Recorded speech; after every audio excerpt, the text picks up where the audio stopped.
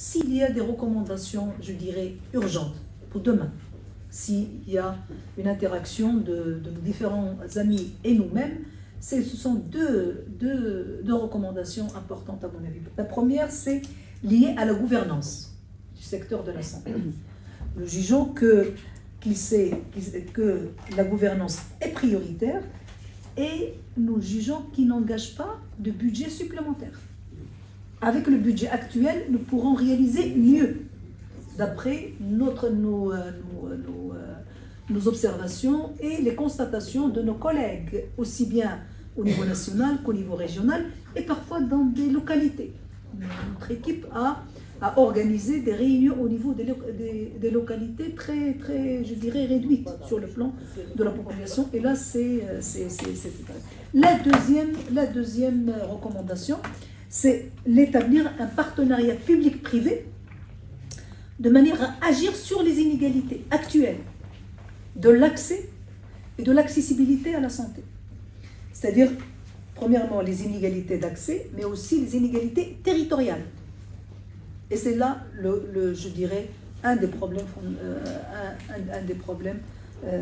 fondamentaux de l'accès au droit à la santé. Donc, à mon avis, ça, ce sont des recommandations prioritaires importantes qui nous permettent, je dirais, d'accéder à la construction d'un nouveau système national de santé par des questions, je dirais, réalisables et qui ne bloquent pas, et qui nous, je dirais, qui nous laissent, qui nous fédèrent, mais qui nous séparent pas, qui nous fédèrent dans la promotion et la mise en œuvre de fixité de droit à la santé. La deuxième des choses, je pense que le secrétaire général a soulevé sur la question de la participation. Notre collègue aussi, c'est Hachimi. Notre collègue aussi, notre consultant, c'est Hamdi. Je pense que une question importante et sur laquelle on devrait peut-être s'inscrire dans l'avenir avec nos collègues, c'est la question de plaidoyer. Donc nous avons, pour nous en tout cas, d'après la question de madame, nous avons personnellement, je juge que 2 recommandations importantes. Mais il y a aussi ce travail-là, ce rapport-là. C'est une propriété maintenant collective, c'est une propriété de nous tous. Donc chacun dans son ONG, dans son espace, pourrait en parler, pourrait nous aviser, nous informer, partager avec nous les critiques, les observations, les ajouts, etc., etc. Donc ce n'est plus un rapport CNDH.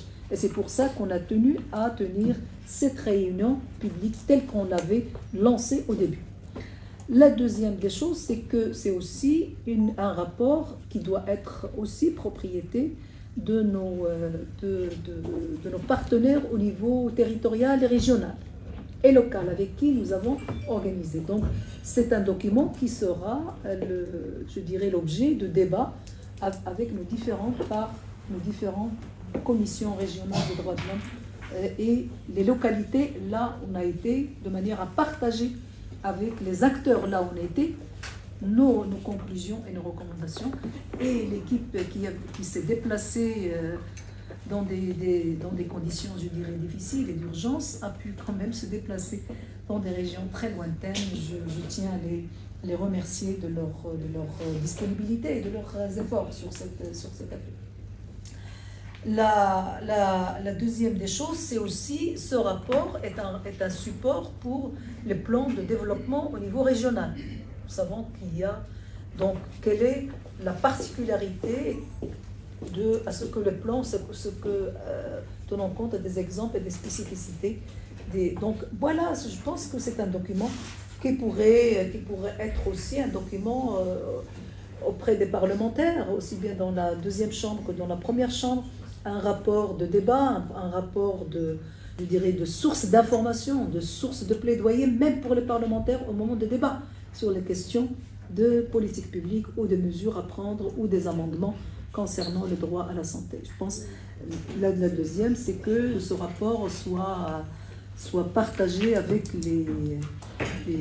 tous les parlementaires des 2 chambres, les parlementaires et les conseillers, de manière à ce qu'ils soient à leur position par le support électronique, pour qu'ils soient...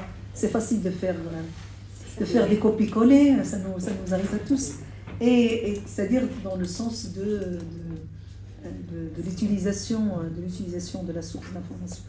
Donc voilà, je pense qu'il y a aussi un chantier important de l'harmonisation d'un certain nombre de dispositions. Donc voilà, par exemple. Donc vraiment, c'est ce que je viens de dire, c'est un rapport qui s'inscrit sur la durée. Ce n'est pas un rapport qui va être dans une ou deux informations ou deux recommandations sur un million.